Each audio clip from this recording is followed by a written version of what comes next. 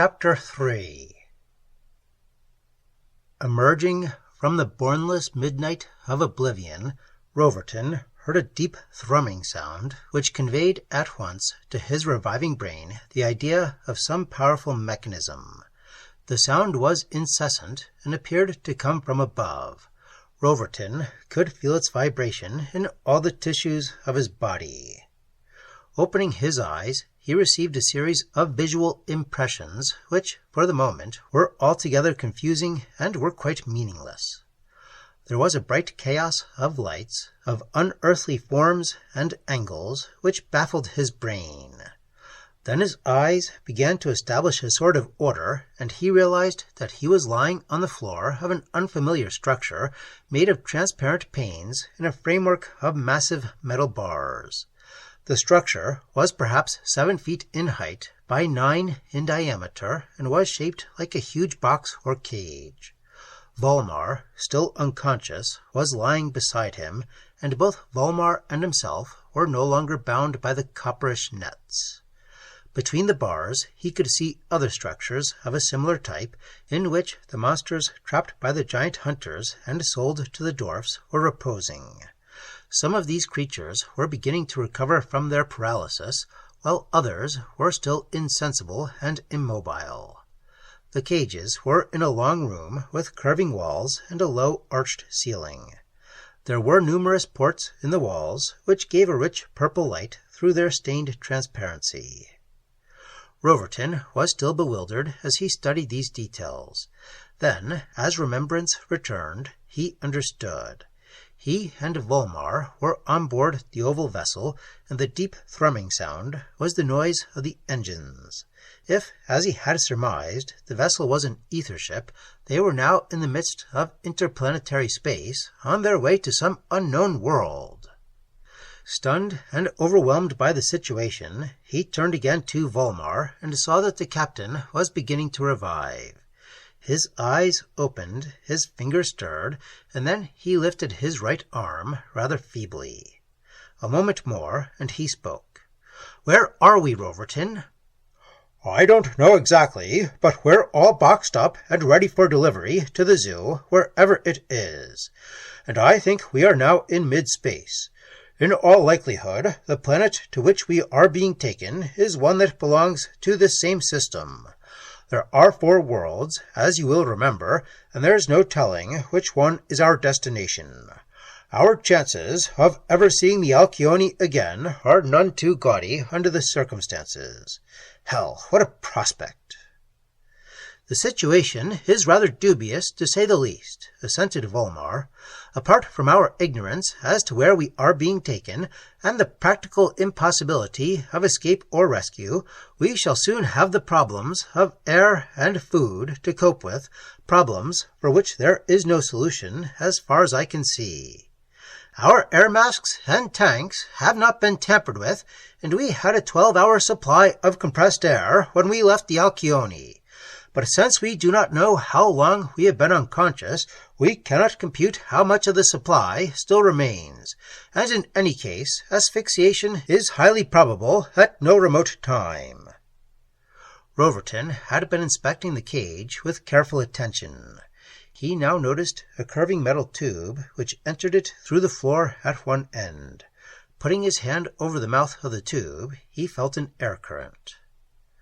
"I think," he remarked, "that our cage, and doubtless the others, are being supplied with some sort of compressed air, probably the atmosphere of the Mercurian world on which we were captured. No doubt the air in the room itself is that of the world to which the dwarfs are native, and is not respirable by these monsters." The room had been untenanted, save for the Earthmen and their fellow captives. Now, Volmar and Roverton saw that 5 of the opalescent dwarfs had suddenly appeared, carrying receptacles of exotic forms, some of which were filled with liquids, and others with objects resembling truffles and tubers. The dwarfs proceeded to open a panel worked by some hidden spring in the side of each cage, and then introduced into each a vessel filled with fluid and one filled with the unknown foodstuffs. This was done very quickly and cautiously, and a mechanical arm-like apparatus was used in the actual transmission of the vessels. Afterwards, the panels were closed immediately. When all the cages had been supplied in this manner, the dwarfs stood watching their occupants, who in most cases were greedily absorbing the food and water. The Earthmen perceived that the dwarfs were now without their masks, revealing a physiognomy with elaborate eyes, proboscides, and antennae, such as might well be looked for in connection with their delicate bodies. When they noticed that Volmar and Roverton made no effort to touch the provender, the 5 dwarfs gathered about their cage, eyeing them curiously, and carrying on an eager discussion or disputation. "I'm hungry and thirsty enough," confided Roverton to the captain, "but how is one to eat and drink through a respirative mask, even granting that the stuff is fit for human consumption? However, I suppose the dwarfs think the masks are part of our anatomy, along with the suits and tanks. They must be pretty dumb not to realize that we are intelligent beings who make use of artificial contrivances even as they themselves." "Literal-mindedness isn't confined to human beings, I suspect," said Volmar. "These fellows are evidently taking us at our face value. They found us on the Mercurian world, along with the zoological specimens they were collecting, and doubtless it never occurred to them that we might have come there in a spaceship like themselves. Anyway, they are probably so conceited as to believe that their own world is the only one capable of producing highly evolved and intelligent life forms. Such conceit, as you know, is not unusual. I remember, back in my boyhood, before space travel became an actuality, how many of our own astronomers and other scientists argued that the Earth was the only world in all the universe that was inhabitable by any kind of organic life." Presently the dwarfs departed, and time wore on. Overcome by their strange and perilous situation, the Earthmen talked in a desultory manner and lapsed into lengthening intervals of silence. They studied the interior of their prison, wondering if it would be possible to break out. The panes, whether of glass or some other transparent material, were enormously thick and were manifestly very strong, and anyway, escape would have been futile under the circumstances. Nevertheless, the idea appealed to them. Any sort of action, no matter how desperate or hopeless, seemed preferable to the monotony of supine waiting. Roverton now inspected the vessel containing the tuber-like objects. It was made of earthenware and was quite heavy. Roverton emptied the contents on the floor and then hurled the object with all his strength at one of the vitreous panes.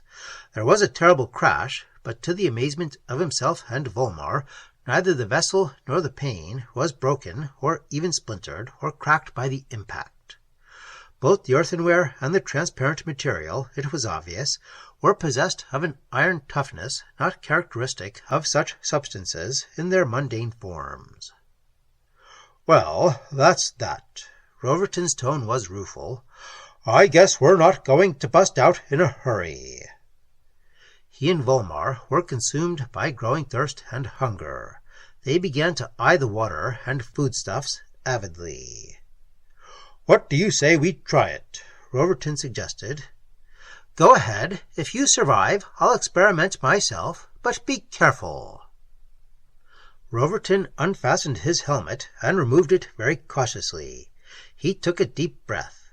The air in the cage was heavy, with a queer smell that stung his nostrils and smarted in his lungs. It was breathable enough, as far as he could tell, though its cumulative effect on the human respiratory mechanism was an uncertain quantity. He raised the deep vessel containing the water to his lips and sipped it. The fluid was semi-opaque and flavorless. Then, gingerly, he picked up one of the tubers, which was about the size and shape of a large potato, and bit into it. The thing was tough-skinned, with a porous, fungoid-looking interior, and its taste was unpleasantly bitter. Roverton made a wry face as he swallowed a scanty mouthful. Can't say that I care for the grub. He returned to the water and sipped a little more of it, while Volmar proceeded to remove his own mask. Roverton then passed him the water, and Volmar drank some of it cautiously, and afterwards sampled one of the tubers, but rejected it summarily without swallowing any of the unpalatable substance. "I'm dubious of that stuff," he observed. "As you know, lots of things which are perfectly good foods for ultra-terrestrial life forms are sheer poison for us. I hope you didn't swallow much of it." "Only a little," rejoined Roverton, "and maybe the stuff is poisonous. I don't believe I feel so very well." A sudden sickness had come upon him, with vertigo and violent internal pains, and he sat down on the floor of the cage. Volmar began to feel a little sick himself, and since he had not eaten any of the tuber, he concluded that the unfamiliar water, and perhaps the air, were contributing to this condition. However, he did not develop the agonizing pains, fever, and delirium which progressively characterized Roverton's case. Writhing convulsively, moaning, and out of his head half the time, Roverton lay on the floor while Volmar washed beside him, totally unable, for lack of medicinal remedies, or even precise knowledge, to do anything that would palliate his sufferings. An hour or two passed in this manner without bringing any marked change in the sick man's condition.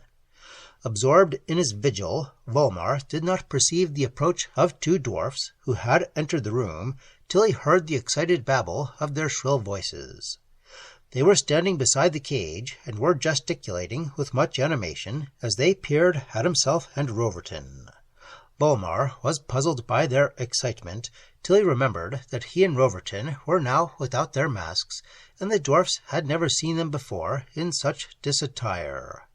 Evidently, the discovery that their masks were artificial and removable had provoked much interest.